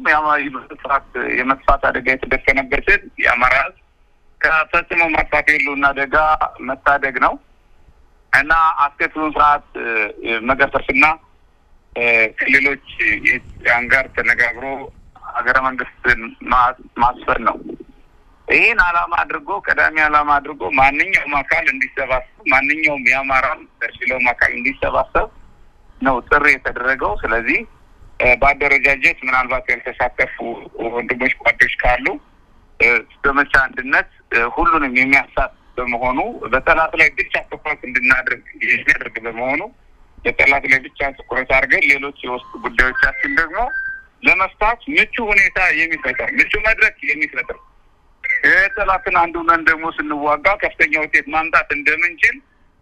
በናሙናነት በማጣቀሻነት በአብነት ምክረት የሚችል የአንድነት እንቅስቃሴ ነው እና ከህብረተሰቡም ከህዝቡም የሚጠበቀው ሚና ላይ ድርሻ አለኝ የሚል አካል በሙሉ የውስጥ ጉዳዮች ያለቁ አንድነት 100% እንዲሰፍን አንድ አታጋይ ድርጅት ብቻ በአማራ እንዲኖር በማድረግ አንድ ወታደራዊ አንድ ፖለቲካዊ ኃይል በማንቀሳቀስ በአጭር ጊዜ ለድል መብቃት ይጠበቅብናል በሚል መንፈስ የሚደረግ በመሆኑ በውጭ የምናደርጋቸውን በውጭ በአንድነት መነጋገር ነው በዋስናነት ደግሞ በውስጥ የሚያልቁ በዚሁ በሚዲያ ማንዘረዝራቸው ጉዳዮች ካሉ ደግሞ ስለሚኖሩ ስላሉም በተጨባጭ በውስጥ በመነጋገር በፊት ለፊት በመነጋገር ማንኛውም አካል ጋር በአማራ አጀንዳ ይዘን እየታገል ህይወት መስዋዕትነት ይከፈል ደሞናችን ከማንኛውም ወንድሞቻችን ጋር ተነጋግሮ በአንድነትና አስፈነን መከተል ነው በተጨባጭ የታየው ግን ሁሉም ግዛት ሲንቀሳቀስ ሁሉም ፋኖ ሲንቀሳቀስ ውጤት እንዳመጣ ነው በሌላ በኩል የሰበርነው ትርክት ፋኖ እርስ በርሱ ይባላል እንጂ አንድ ላይ ቆሞ ሊዋጋኝ አይችልም ሚል በብሪት የተወጠረ የጠላት ኃይል ፕሮፓጋንዳ ቆይቷል በአየር ላይ የቆየ ፕሮፓጋንዳ አቅጣጫ ነበር ተስፋ ለማስቆረጥ ህዝቡን ያደርገው የነበረውና ይህን በተጨባጭ የሚሰብር ነው አይደለም ከፋኖ ኃይል ጋር ከህዝብ ጋር በተጨባጭ ከፍ ባሉ ስራዎችም አሊያንሶችም ይህ ስርዓት መወገድ ያለበት እንደሆነ ቁርጠኛ አቋም ይዘን የምንሰራለን ማለት ነው በዚህ አጋጣሚ በጣም አመሰግናለሁ አርበኛ ዮሐንስ ንጉሱ የአማራ ፋኖ አንድነት በጎንደር የህዝብ ግንኙነት ክፍል ኃላፊ እግዚአብሔር ይስጥልኝ መልካም ቀን ዘውዱ እንግዲህ ተመልሰናል ያው ቀደም ሲል ያነሳናቸውን ሐሳቦች የሚያጠናክሩ መረጃዎችን ነው ከአርበኛ ዮሐንስ ንጉሱ ያገኘነው ምናልባት ያው የጀመርነው ርዕሰ ጉዳይ አለ ከፓርላማ የአብይ አህመድ ውሎ ጋር በተያያዘ ወደሱ መጣለው ግን እዚህ ላይ አንድ ቁልፍ ነጥብ ያነሳው ነገር አለ ይሄ ዘመቻ አንድነት ያገዛዙን የተዛባ ትርክት ሁሉ የሰበርንበት ነው ብሏል ፋኖች እርስ በርስ ይዋጋሉ እንጂ ተባብረው አይመጡብኝም አይነት የመከፋፈል ትልቅ ሴራ ተዘራበት ሁኔታ እንዳለ እናውቃለን ከዚህ በተጨማሪም አራቱን ቀጠናዎች ወይም አማራ በጎጃም በጎንደር በወሎና በሸዋ እንዲከፋፈል በጣም አደገኛ የሆኑ መርዞችን አብይ አህመድ ሳይቀር በፓርላማ እየተናገረ እርስ በርስ እንዳይስማሙ እንዳይነጋገሩ የሚያደርገውን በጣም መጠነ ሰፊ ባገዛዙ በፋይናንስም ሆነ በተለያየ መልኩ ድጋፍ ተደርጎለት የተዘራውን ሴራ ወይም ደግሞ መርዝ ያመከኑበትና ያረከሱበትም ዘመቻ ነው ማለት እንችላለን ይሄ እንግዲህ እንዲሰምር የሁሉም ጥረትና ድጋፍ ያስፈልጋል ማለት ነው መጨመረው ከሌለ ወደ ርዕሳችን እንመለስ ዘውዱ በጣም አመሰግናለሁ መሳይ እንኳንም አስገባው ቀጥታ ከስፍራው ሲሆን ደግሞ መረጃዎቹ ምን ያህል እውነተኛ እንደሆነ የሚያመላክቱ ነው እንዳልከው ብዙም ምለውልኝ በዚህ ጉዳይ ላይ ግን የገለጸው ነገር ምንድነው አንድ በመሆናችን ለውጡ ምንድነው የሚለውን አስቀምጦታል አነሳለ ጥያቄ ምክንያቱም ጎጃም ላይ ሲዋጋ ጎንደር ስናዋጋ እንደዛ ነበር ወታደሮቹን ካንዱ ወደ አንዱ እየወሰደ እንደሚዋጋ አሁን ግን በሁሉም ጋር ሲከበብ ግን ያው ጭንቁስ መግባቱ ነው ምክንያቱም ሸዋ ላይ ሲዋጉ ከጎንደር ሊወስድ ይችላል ወይ ከወሎ ሊወስድ ነበር ወታደሮቹን አሁን ግን አይሰራም ወሎም ላይ አለ ጦርነቱ ጎጃም ላይም ሸዋም ላይ ጎጃምም ላይ እንደዛው አለ ስለዚህ መፈናፈኛ ሳጥተናል የትልቅ ነገር ነው ብሏል በተቋራጭ በፖለቲካው መረገድ ቅድም እንዳልከው ነው በየጊዜው የሚያወራቸው ወሬዎች ፋኖ የተጋጩ ተጣሉ የሚለው ምን ያህል ገቢራዊና ምድር ላይ የወረደ ስራ እንደሚሰሩ አመላካች ነው እና ተገቢ ነው እኛም ይሄንኑ ነው የምናበረታተው መቀጠልም ያለበት ይሆን እንግዲህ ይሄን ካል እንዳልከው ወደ አብይ አህመድ የፓርላማ ውሎ ስናመራ በጣም በሚገርም ሁኔታ ደሳለኝ ጫኔ አንድ ሰው ነው ቅድም እንዳልከው ይሄንን ጉዳይ የሚሞክተው የሚጠይቀው ግን በጣም ነበር የተበሳጨው አንደኛ ጋዜጠኞች መታሰራቸው ተገቢ አልነበረም ጦርነቱ ተገቢ አይደለም ለዚህ ቀዳሚነቱን የሚወስደው መንግስት ነው ተጠያቂ የሚሆነው ብሎ ጠይቆ ነበርና በዚህ ምክንያት ተበሳጭቶ የተናገረው ነገር የመጀመሪያው ሲነሳ ጦርነት ግጭት ጠማቂዎች ጆሮ አልባዎች ካሉ በኋላ እንግዲህ ልክ ልናስገባችሁ በትጥቅ በሁለቱም ሳምንት ውስጥ 4 ኪሎ ገባለን ማለት ብቻ ነው የቀረ እሱም ብትል ደግሞ ምን ሊመጣበት እንደሚችል ታቃት አለ ብሎ ነው የጀመረለት በጣም የሚገርም ነው እንግዲህ ምን ማለት ነው እሱ የሚፈልጋት በቃ ቀዳዳ ነው ማለት ነው ሰውዬ ለማስገባት ለመክተት ያው ከዚህ በፊትም ምንም መረጃ ሲያጣ ወስዶ ለማሰር የሞከረበትና በኋላ የለቀቀበት ሁኔታ እንዳለ እናስታውሳለን እንግዲህ ጦረኞች ናችሁ ግጭት ፈጣሪዎች ናችሁ ወይም ጠማቂዎች ናችሁ ጆሮ አልባ ናችሁ አትሰሙም የሚሉትን ቋንቋ ተናግሮ ግን በትጥቁም በሁለት ሳምንት ውስጥ እንገባለን 4 ኪሎ የሚለውና ሌላም በተጨምርለት ኖሮ ዛሬም እንደምናደርግ ማወቅ አለበት በሚል ነው ምላሽ ያሰጠው ዞሮ ሰዎች የመናገር ነፃነታቸውን እንኳን ለመገደብ ነው የሚሞክረው የሰውዬ በርግጥ ትክክል ነው አሁን ከኢትዮጵያ ውስጥ ማን ነው የሚናገረው እስቲ አንድ ቀን ተሳስቶ አብይ አህመድ በስልጣን ላይ ከወጣበት ጊዜ ጀምሮ የትኛው የተቃዋሚ ፓርቲ ነው ሐሳቡን የገለጸው የትኛው የኢትዮጵያ ቴሌቪዥን ነው ፋና ብትለው እዚህ ራሱ በመንግስት የሚንቀሳቀሱት ሚዲያዎች ባጠቃላይ ፕሬሱን ጨምሮ አንድም ትንፍሽ የሚል ነገር የለም እድሉን አልሰጠም በተጓዳኝ የሚገርመው ነገር ጌታቸው ረዳ ለመጀመሪያ ጊዜ የብልጽግና ሰዎች አንድም ቀን ለሚዲያ ክፍት ያልሆኑበትን መግለጫ ሰጥቷል ጋዜጠኞችን ሰብስቦ ይሄንን መማር ያለበት አብይ አህመድ ግን ኮንፊደንስ የለም የሚናገራቸው ሁለቶች እዛው ተሰብስበው ውሸቱን ደልቶ አንዳንዴም ጽፎ የሚሰጣቸውን ጋዜጠኞቹ እዛው ቤቱ ይቀርጣል የሚለውን ይላል ለኢትዮጵያ ቴሌቪዥን ይተላለፋል ኢትዮጵያ ቴሌቪዥን ያንን ያስተላልፋል ዳሴት ከዛ ውጭ የሚሰራው ነገር የለም የኢትዮጵያን ቴሌቪዥን ጋዜጠኞች ጭምር እንኳን እንዲጠይቁት አልፈቀደላቸው እስከዚህ ድረስ ነው ስራዎች የሚሰሩትና ስለዚህ ይሄ ሰው የፓርላማ አባል ነው ህዝብ መርጦት ነው የተቀመጠው በዚህ መሰረት ሐሳቡን መግለጽ አለበት ግዴታው ነው ደግሞ እንደራሴ ማለት እኮ ነው እንደኔ ሆነ ሄደህ ከመንግስት ጋር ሞግትልኝ ብሎ የተላከሰው እኮ ነው የፓርላማ አባል ለዚህ ነው እንደራሴ እየተባሉ የሚላኩት ስለዚህ በፓርላማ አባልነቱ ተቀምጦ የሚወክለው ያንን የመረጠው ህዝብና ለኢትዮጵያ ጉዳይ ነው የራሱን እዛ የተመረጠበትን ክልል ብቻ ሳይሆን የሌላውን የኢትዮጵያን ጉዳይ ኮንሰርን ስለሚያደርገው እንደ አንድ ሀገር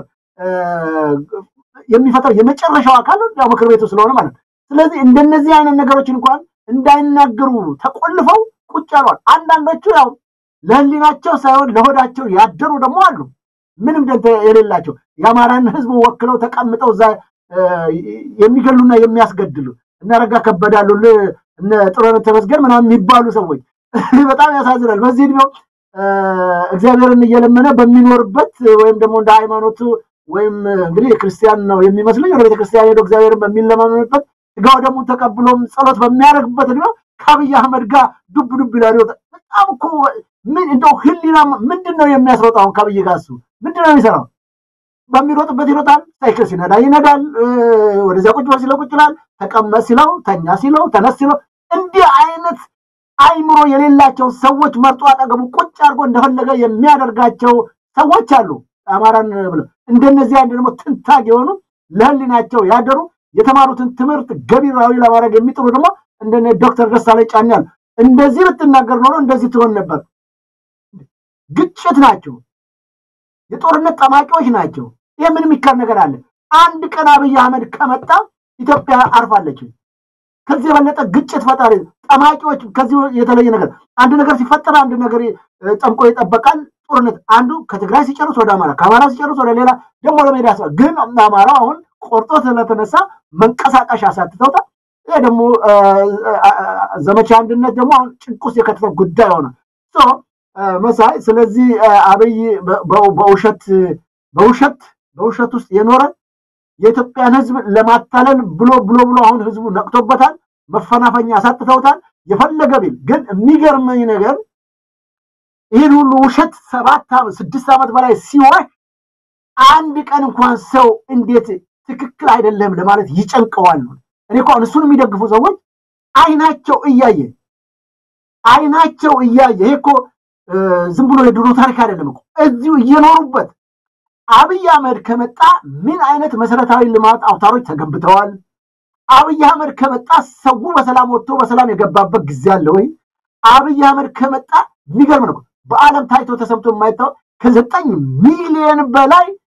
ተማሪዎች እኮ ከትምህርት ገበታ ውጭ ናቸው ያሉት አሁን በኢትዮጵያ ውስጥ ከ9 ሚሊዮን አንሷል። ይሄ በአለም አቀፍ ደረጃ የተመዘገበው ነው ማወራ። ከዛ የበለጠ ይሄ ሁሉ በሌለበት አብይ አህመድ ከመጣ አንድም የዩኒቨርሲቲ ግራጁዌት ተማሪዎች ስራ ያላገኙበት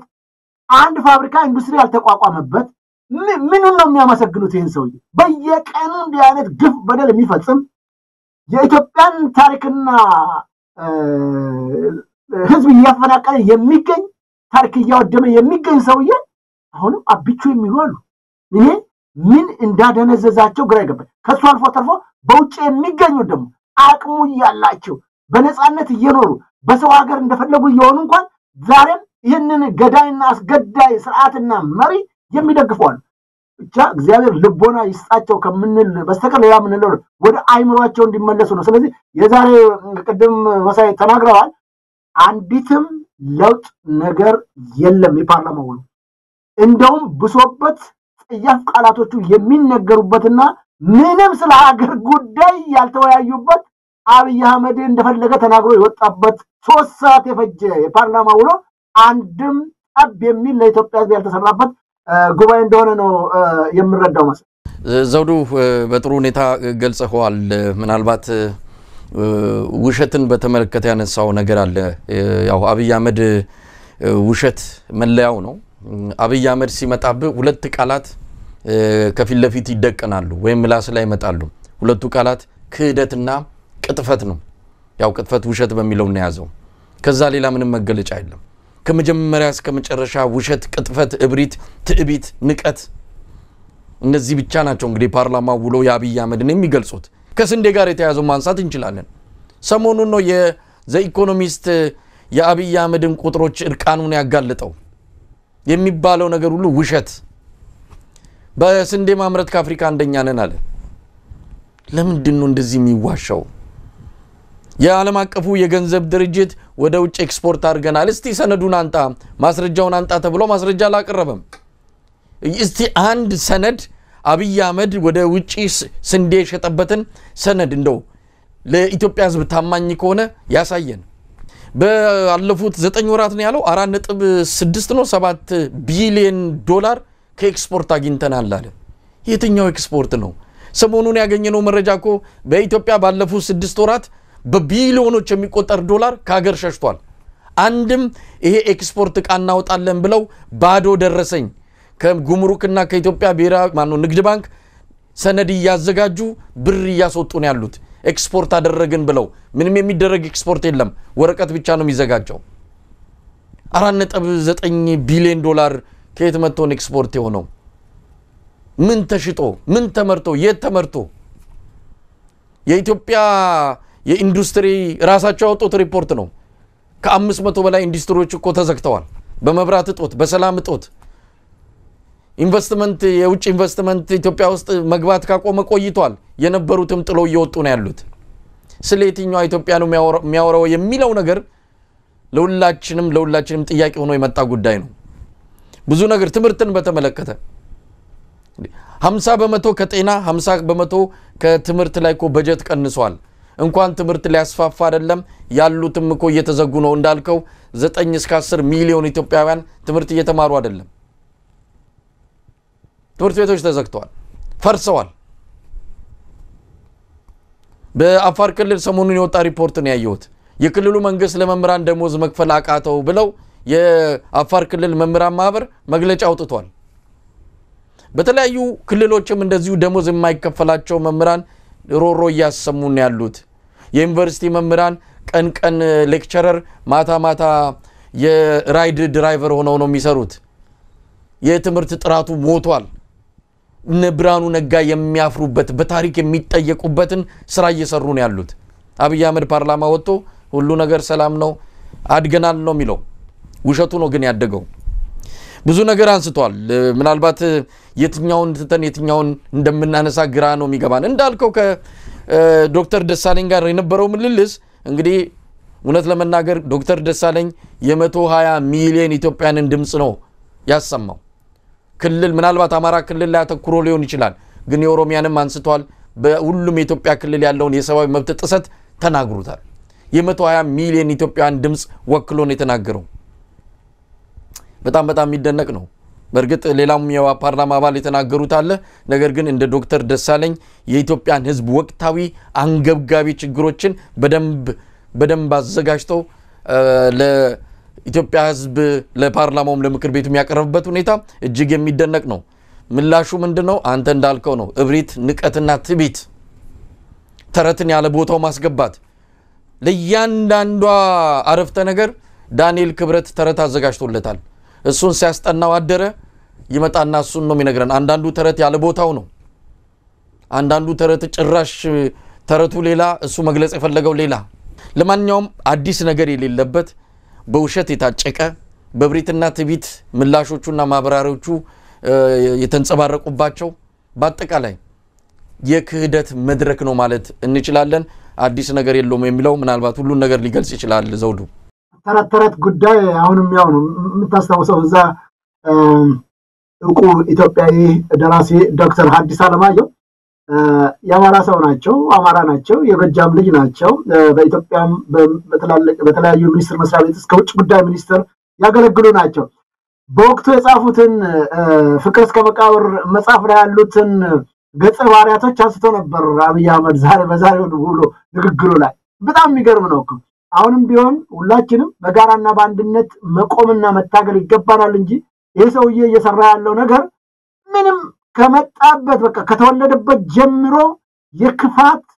አይምሮ በሙሉ ቅድም እንዳልከው ሁለት ነገሮች ነው አንተ ያስቀመጥክለት ማአት ነው የሱ ጥፋት በቃ አይምሮ ዘሆን ምንም አይነት ቀልቦና የሚባልና መልካም አስተሳሰብ የሌለው የዲያብሎስ መንፈስ የተጠናወተው ሰው ነው በጣም አዝናለሁ የሀገርን መሪ እንደዚህ ለመናገር ግን ተግባሩና ስራዎቹ ናቸው የሰው ልጅ የሚያስከብረው ተግባሩና ስራው ውጤቱ ናቸው መልካምነቱ እንጂ ከዛ ውጪ ዘውዱ እዚህ ላይ ምናልባት ለተመልካቾች ግልጽ ነው እንግዲህ አንዳንድ ሰዎች ምናልባት ያነሳቸውን ነገሮች ያንዳንዱን ያነሳችሁ ለምን አትተቹትም የሚል ነገር ከዚህ ቀደምም እንደዚሁ ሲያነሱልን ነበር ለምሳሌ በዚህ ጉዳይ ላይ እንዲህ ብለዋል በዛ ጉዳይ ላይ ያላችሁን አስተያየት መስጠት እንዲሁ በደፈናው ሁሉን ነገር ውድቅ ማድረግ ተገቢ አይደለም አሉ እንግዲህ አሁን እኮ በዝርዝርስ ብንመጣ የትኛውን አንስተን እስቲ አስተያየት እንስጥበት ምንም ነገር እኮ እውነት አጣው የሆነ ነገር እኮ የሚነገር አንድ ነገር እኮ የለውም ዘውዱ ቅድምም ነገርኩ እኮ በተወሰነ ደረጃው ስለ ትምህርቱ ስለ ጤናው ስለ በጀቱ ስለ ስንዴ መላኩ ስለምናምን እኮ ነጥላ ወጣው እኮ ይሄ አልተደረገም ዓለም አቀፍ ሚዲያዎች ሁሉ ምንድነው የዘገቡት ብላ አስቀመጥኩ እኮ ሰው አንደኛ ይሄ ነው ሁለተኛ አንድም እዚህ ምድር ላይ የሚታይ መልካም ተግባር የለውም ሰውየው ምን ነው እስቲ ያመዛዘንክ የምትናገር ምን አለ ከየትምጣ ለማስቀመጥከው ሞከርክ እኮ ቅድም ራሱ በፊገር ያሉትን ነገር በፊገር ተቀመጠ በሌሎች ጉዳዮች ላይ አነሳናቸው እኮ ሰው አልታሰረም ሰው አልተደበደበም ሰው ስቃይ መከራ ላይም በድሮንና በእንትን ጭፍጨፋ አልተደረገበት ያነሳ እሱ አሁን ምንም ሰላም እንደሆነ ለምሳሌ አሁን ዶክተር ደሳለኝ ጫነን ትግራይ ላይ የተደረገውን ጦርነት በተመለከተ አንተ ራሱ አንዱ የጦር መሪ አልነበርክም ወይ ያለው ምን ማለት ነው አገሪቱን የመጠበቅ ባህር ዳር አንተ ከመጣበት ምርጫ ክልል ምን አለው ቦምብ ሲወረወር ምን ሲል ለምን አትተነፍስም በመጀመሪያ ደረጃ ይሄ ሰውዬ እኮ ባህር ዳርን ወይ አማራውን ህዝብ ወክሎ እዛ ሲመጣ እኮ በአማራው ህዝብ ላይ የሚደረገውን ግፍና በደል ጭፍጨፋና ግድያ እንዲቆም መሞገትና መከራከር እንጂ መንግስት የመጀመሪያ ድርሻና ኃላፊነቱ ምንድነው ህዝቡን ሰላምና ደህንነት መጠበቅ ነው የአብይ አህመድ ደህንነቶች የደህንነት ግብረ ኃይል የጸጥታ ግብረ ኃይል የሚለው ምንድነው የሚሰሩት እሱን እንዲጠብቅለት ፈለገ እንደ ዶክተር ደሳለኝ ምንድነው እንዲጠብቅለት ይሄንን እንዴት እንዲሰራ ነው የሚፈልገው ሀገሪቱ ውስጥ እንደዛ አይነት የደህንነትና የጸጥታ ችግር ሲኖር ቀድሞ ቦምብ ባህር ዳር ላይ እንዳይጣል መጠበቅ ያለባቸው የሱ የደህንነትና የጸጥታ ግብረ ኃይል አንድ ሁለተኛ ፖሊስ ያስቀመጣቸው ሶስተኛ መከላከያ ብሎ ህገ መንግስቱም ህጉን በማይፈቅደው መልኩ በአስቸኳይ ጊዜ አዋጅ የከተታቸውና ያስቀመጣቸው መከላከያዎች ምንድነው የሚሰሩት ምን እንዲሰሩለት ነው የፈለገው ደሳለኝ ጫኔ እዛ ሄዶ እሱን የሚጠብቅለት ነው የሚያነሳው እኮ ህዝቡ የመረጠው ህዝብና አገሪቱ ላይ ስለሚደርሰው ግፍና በደል ማጋለጥ ነው የመጀመሪያ ስራው ይሄንን ነው ያደረገ ያለው ዘውዱ ምናልባት ይሄ አሁን እዚህ ላይ በጣም አብይ ሁሉ ጊዜ ህዝብን ከህዝብ ማጋጨት እንደ ተራ ነገር ወይም ደግሞ ዝም ብሎ ካፉ በቀላሉ አውጥቶ እንደሚናገረው አድርጎ ምን ነገር ሊያመጣ ይችላል ብሎ ትንሽ ጭንቅላት ውስጥ ማሰብ የሚፈልግ ሰው አይደለም ያ ንግግር ምን ሊፈጥር እንደሚችል ላፍታም እንኳን ማሰላሰል አልፈለገም ወይም ደግሞ ጨካኝ ስለሆነ ህዝብ ከህዝብ መጋጨቱን ይፈልገዋል ማለት ነው ዛሬ ደሳለኝን በትግራይ አንዱ አዝማች አልነበርክም ወይ ሲል ምን ለማድረግ ነው ይሄንን ሽብልቅ ለምን ማስገባት ፈለገ በትግራይና በአማራ ህዝብ መሃል አሁንም የሆነ ደም እንዲፈስ ግጭት እንዲፈጠር ከመመኘት ከመናፈቅ የመጣ ንግግር ነው እያንዳንዱ ንግግሩ ቅንነት ይጎደለው በተንኮል የተሞላ በጣም ጨካኝ መሆኑን የሚያሳይ ነው እንግዲህ እንዲህ አይነት መሪ ነው አገሪቱን እየመራት ያለው አሁን ደሳለኝ በወቅቱ ያኔ ሁላችንም እኛም እኮ ኢትዮጵያ ህልውና አደጋ ላይ ገባ ብለን ከዚህ ሄደናል እኮ አብይ ጫካ ገባ ሲባል አዝማች ብቻ አይደለም እሱ ሁሉ ነገር አድራጊ ፈጣሪ የነበረ ሰው ነው ለምንድነው ወንጀል የሚያከፋፍለው ወንጀልም ከሆነ ዋና ተጠያቂ እሱ ነው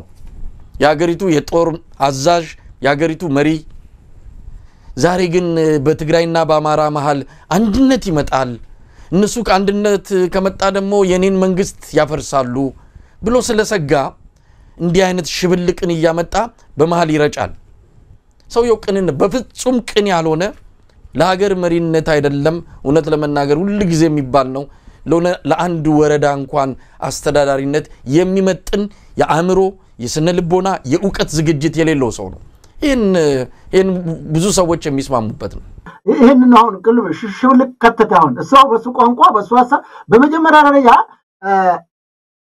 ማነው ዶክተር ደሳለኝ ጫኔ አዝማችስ ቢሆን ምንድነው ችግሩ ምክንያቱም የህልውና ጉዳይ ነው የመረጠው የአማራ ህዝብ ነው ስለዚህ የአማራን ህዝብ ለመጨፍጨፍ ሲመጡ ከዛ ተነስተው ኮራሱ ወሎን ጨፍጭፈው ኮምቦልቻን ጨፍጭፈው ሸዋ ደርሰዋል እኮ እነዚህ ሰዎች የቆመው ለማን ነው የሰውዬ እነዛ እኮ መተዋል አልፈው ይሄ ሲባል ግን የትግራይ ህዝብ ማለት አይደለም ይሄንን ጦርነት የጠብጫሪነት ስራ የሚሰሩ የህዋስ ሰዎች የጦር ጀነራሎች ናቸው ተጠያቂዎች በዚህ ይሄንን ለመከላከል ለአማራ ህዝብ የመረጠው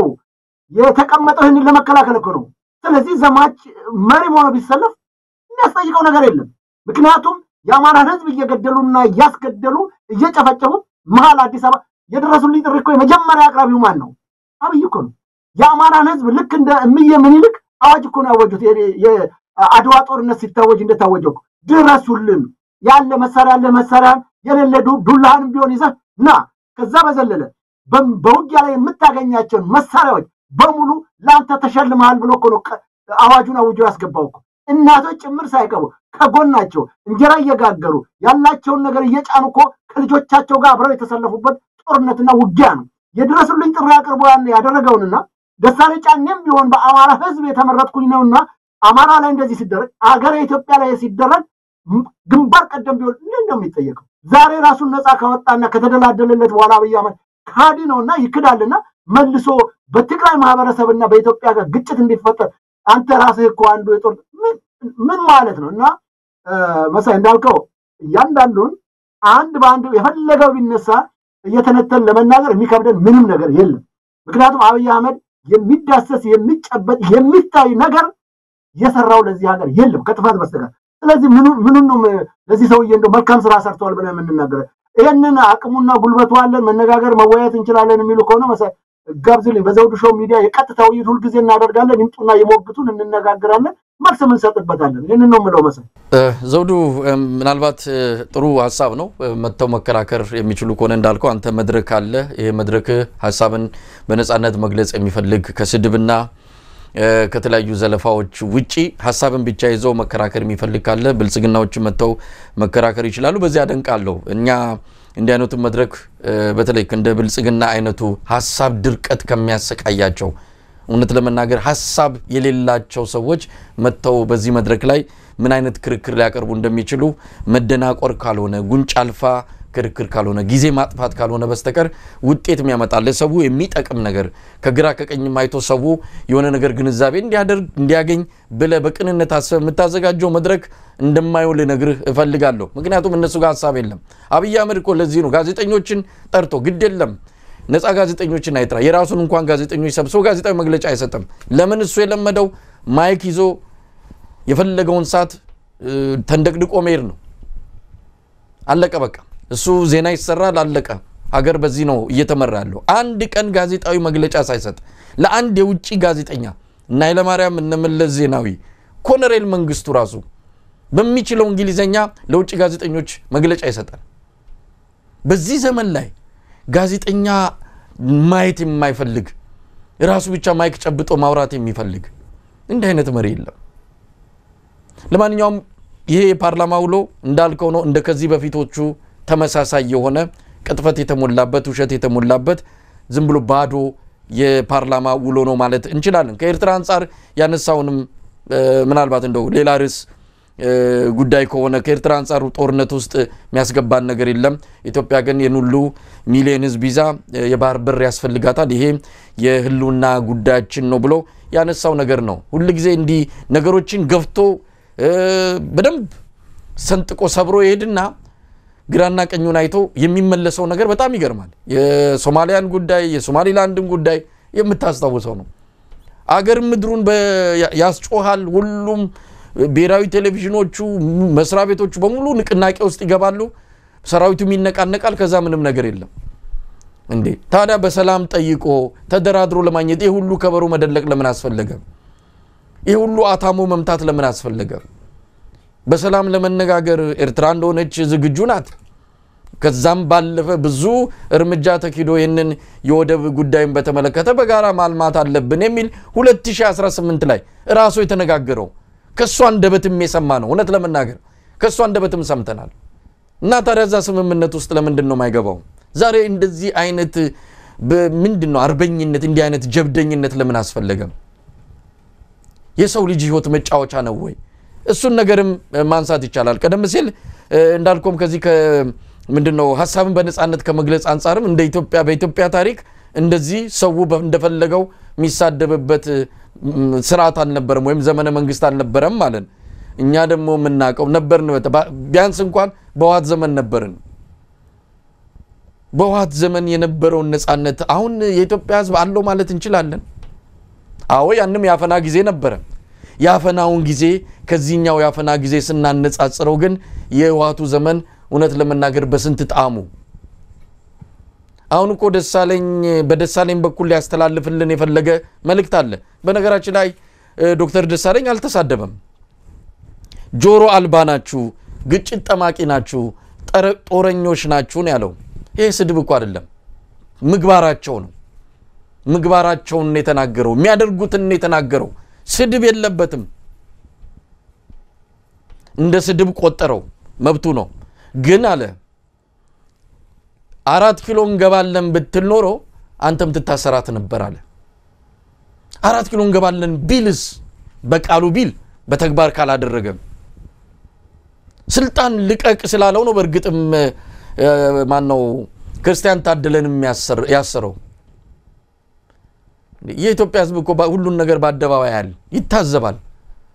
ሰው ይታዘበኛል ማለትም አንድ ነገር ነው ለማንኛውም እንዳልከው ምንም ምናነሳለትና ምንዋይበት የለም መልሶ መላልሶ ተመሳሳይ ነገር ስለሆነ በዚሁ ብናልፈው የሚሻል ይመስለኛል ዘውዱ ምናልባት አንድ ነገር ያነሳው ነው ከቀርቦ የተሻለ ነበር ነፃነት አለ አሁን እንደፈለጋችሁ ተነፍሳላችሁ አለ በአጋጣሚ እንዳልከው አንተም እኔም ያው ነበርንበት ሀገራችን ውስጥ ኢህአዴግ በነበረ ሰዓት እጅግ ከዚህ ምንም የማይገናኝ ማለት የምንችልበት ነፃነት አለ ያልኩ አይደለም ግን ከዚህ ጋር ነው የምናነጻጽረው አሁን ከደርግ ጋር ወይ ከኃይለ ሥላሴ ጋር ከአብይና የብልጽግና ከመጣበትና ከሱ በፊት የነበረው ስናነጻጽር ሰማይና ምድር ነው የተሻለ እኔ ባንድ ወቅት የዘገብኩት ዘገባ ነበር የጠቅላይ ሚኒስትሩ ራሱ መለስ ዜናዊን ኮት አድርጌ 125 ሚሊዮን ብር አጥፍቷል ብዬ የሰራው ዜና ነበር መረጃዎችን አግኝቼ በዛ መሰረት ዜና ሰርቼ ነው እንዴት ጠቅላይ ሚኒስትሩን ይሄን መረጃ ከየት ነው መጣው ተብዬ ተጠርቼ ጠቅላይ ሚኒስትሩ ኦፊስ ተጠይቄ ነበር መረጃዎችን አቀረብኩ ከየት እንዳመጣው ካስረዳውኝ በኋላ ይቅርታ ተብዬ ነው የወጣው አተጋደለም ስተቱ ያለው እኛው ጋር ነው ስለዚህ ተብዬ ነው የወጣው እንደዛ አይነት እንኳን ስራ የምንሰራበት ዘመን ነበር ጠቅላይ ሚኒስትሩን ጭምር ሳይቀር ይሄን ገንዘብ አባክ በጣም በርካታ ዜናዎች ሰርተናል በጣም ብዙ የኢንቨስቲጌቲቭ ጆርናሊዝም ስራ ሰርተናል በነበርንበት ሰዓት በኋላ ከ97 ምርጫ በኋላ ነው ነገሮች እየከፉ መጥተው ችግር ውስጥ የገባ ነውና ያለው ነገር እየቀጠየ አሁን ምን ይሰራል አሁን የግል ጋዜጦች መኖር አለመኖራቸው ምንም እንትን የለኝም እኛ በፕራይቬት የግል ጋዜጦች ላይ ነበር እነዚህ ምን ዘግበውና ስለዚህ ሰውየው እንዳልከው በውሸት የታደለ ኤርትራን ጉዳይ ቅድም አንስተዋል ቅድም እንደነሰነው ነው ኤርትራ ላይ ሄዶ ውጊያ ማድረግ የሚችልበት አቅምም ጉልበቱም የለውም ስለዚህ አያደርገውም ሁልጊዜ ይፎክራል ቅድም እንዳልከው የሶማሌላንድ በጣም እኮ ነው የሚያሳዝነኝ አንዳንዴ ይሄ ሰውዬ እንዲህ ነው ብሎ የሚፎክሩ ሰዎች አረ እንደው አሁንስ እንደው አፈርን እንኳን የማይሉበት ጊዜ ሰበር ዜና ኢትዮጵያ ቴሌቪዥን እኮ ነው ሰበር ዜና ተብሎ እንደዚህ ያደረኩላቸዋል ኦኬ እዚሁ ጨፈረ ለላ አዲስ አበባ አይቀር ድሬዳው ምናምኑ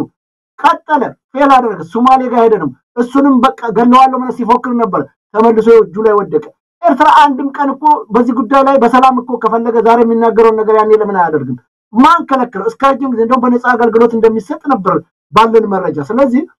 አሁንም አልችልም ያለው የፋኖች ያንድነት ዘመቻው በተመለከተ አስጨንቆታል ግራ ገብቶታል ስለዚህ ወዴትም እንደማይሄድ ቅድም አንስተዋል ከቦርደር ያስጠጋቸው ሁሉ አምጥቶ ወደ አማራ ክልል አድርጓል ስለዚህ አቅምም የለውም ችሎታም የለውም ኤርትራን ለመውረር አይደለም ማሰብም አይችልም ባይምሮ ማሰብም ማቆም አለበት ካሁን በኋላና ያቀም ጉዳይ ይመስለኛል መሳይ ውሸቱ ሁሌ ክደቱ ማአት ነው ሰርችቶናል ስለዚህ ሰውዬ ማውራት ግን እግዚአብሔር ብሎ በገላገለን ነው ምለው በቃ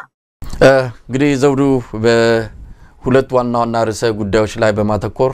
ዛሬ ቆይታ ያደረግንበት የአንከር መረጃ ክፍለ ጊዜ ይህን ይመስላል መረጃዎች የመጡ ነው በተለይ ከዘመቻ አንድነት ጋር በተያያዘ በጎጃም